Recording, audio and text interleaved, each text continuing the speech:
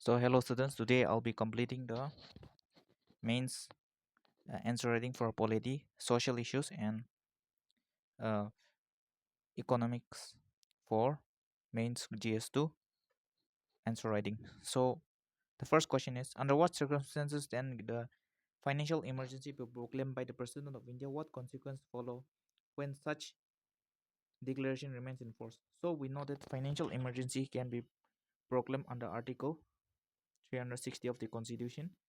And starting the answer, you can explain from Lakshmikant that the President of India can proclaim financial emergency under Article 360 of the Constitution if he is satisfied that the situation has arisen that financial stability of India or any part of territory thereof is threatened.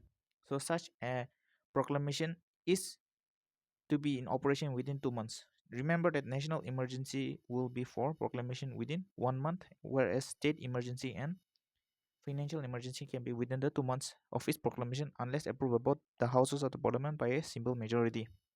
So a simple majority is needed to proclaim emergency.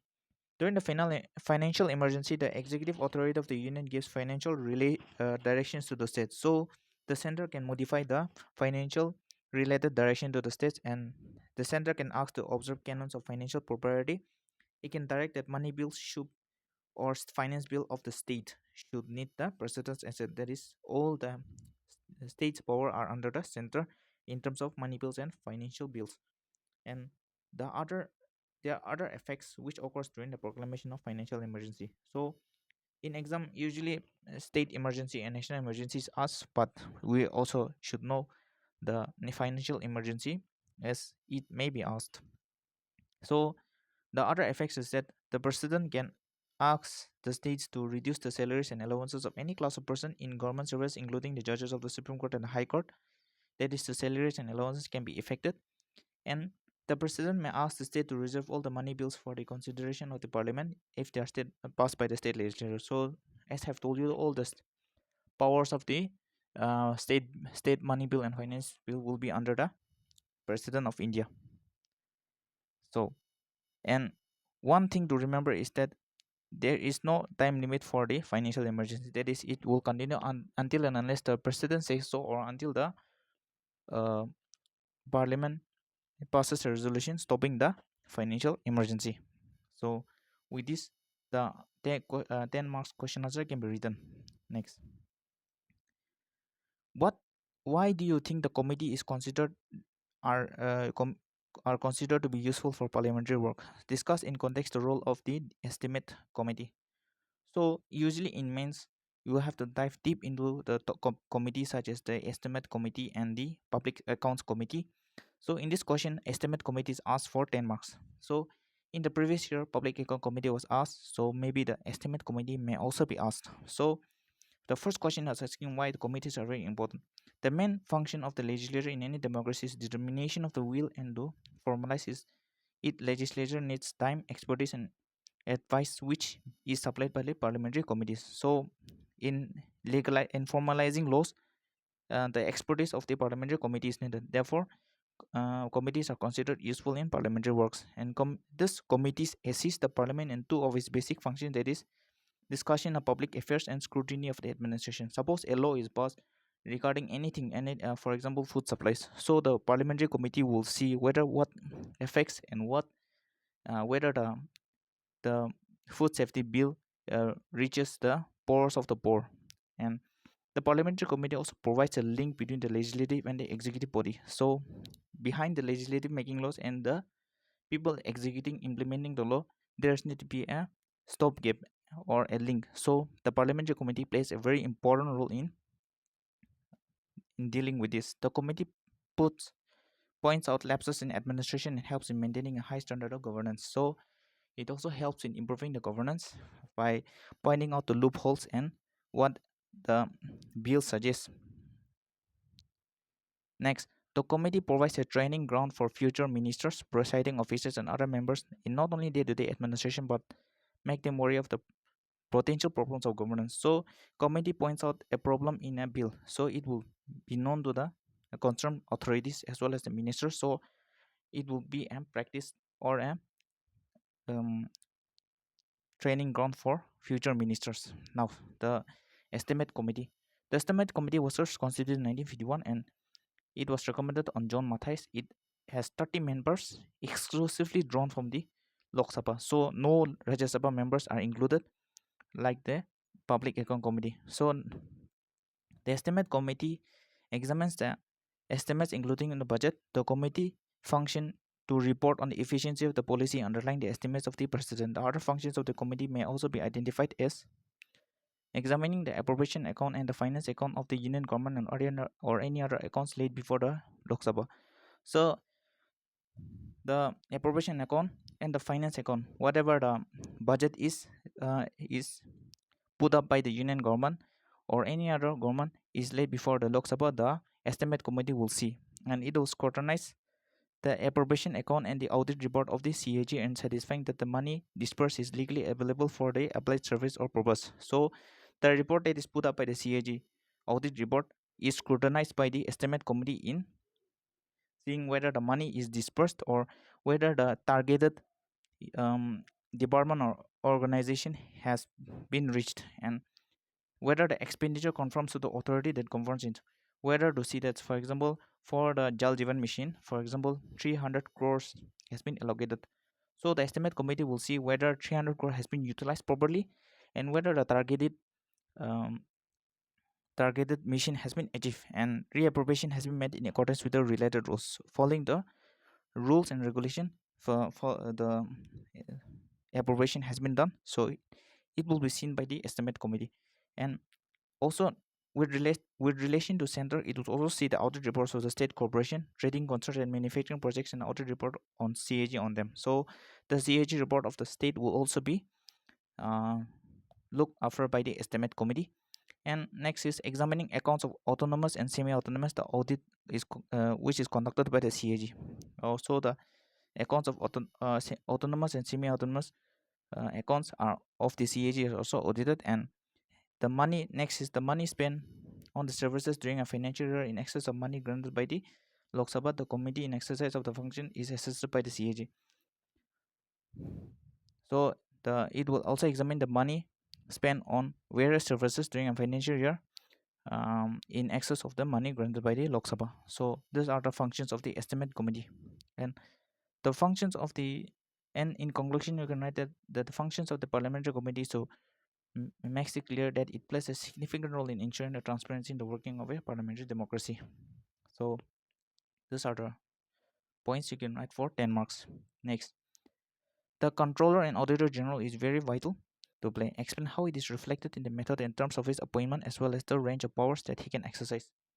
Thus, the CHA has been asked numerous times in NPSC mains, and first you need to explain what is CAG, and you already know that CAG is provided under Article 148 of the Constitution, and he is the bulwark of democracy in the field of financial administration. That is, whatever financial works has been done, the CAG is responsible for looking after the uh, works in terms of finance. So the terms and conditions of the CAG is clearly explains its importance in ensuring financial control of the administration, which is the bulwark of parliamentary democracy. Next, the Constitution provides for a CAG appointed by the President under Article 148, and he cannot be removed easily. He can be removed in the same manner as the judges of the Supreme Court. And ensuring the sanctity of the office, CAG has been made ineligible for any office. Therefore, after retirement, he cannot practice anywhere. And the forms in which the accounts of the Union and States are to be maintained is determined by the President on advice of the CAG. Therefore, the form in which the accounts of the Union and States are to be maintained are provided by the President in advice of the CAG. And the report of CAG accounting the accounts of the Union shall be submitted to the President, who shall lay them before his House of the Parliament. That is, whatever the CAG is found, he will give to the President, and the President will lay it before the Parliament. That is his duty. And all the unions and the state governments departments are subject to the audit of the CAG, including autonomous body. Whatever the accounts uh, that is public, semi-government, and PSUs, all other accounts are scrutinized by the CAG, and it is provided to the appropriate authority. That is, in case of center, it will be given to the president, and in case of states, it will be given to the governor. Clearly, the CAG occupies a unique place in Indian democracy, and the Constitution has envisioned it for a proactive in all-encompassing role to be played by the CAG. So next, this is a portion on science and technology in e-governance, and I'll be explaining simple words. E-governance is not only about utilization of power of new technology, but also about critical importance of use value of information. Explain. So first, while doing this question, you need to remember, you need to see what the question is asking. No need to dive into the question directly. Look what the question is asking. So the question is asking that e-governance is not about the technology, but also the use value of information. That is, whatever the information you gather is of what value. So e-governance is basically carrying out functions in achieving the result of governance through utilization of information communication technology. That is use of computers, internet, and electronic devices. However, e-governance is not about new technology. It is a basic principle which includes all social and technology aspects. The primary purpose of e-governance are to provide public services that are needed to the citizen. So the question is asking that it is not newer technology that we're using new mobiles, new iPhones, or not that, but how the technology is being used to help the citizens. Information and services availability can be accessed from website or portals of government. ICT provides strong efficient storing and retrieval of data and instantaneous transmission of information, faster processing of information, speeds of government processes, computerization of land records, and e-mitra project in Rajasthan are examples of national government to citizen initiates under e-governance. So it is not about the new technology, but it is how the technology is reaching the citizens.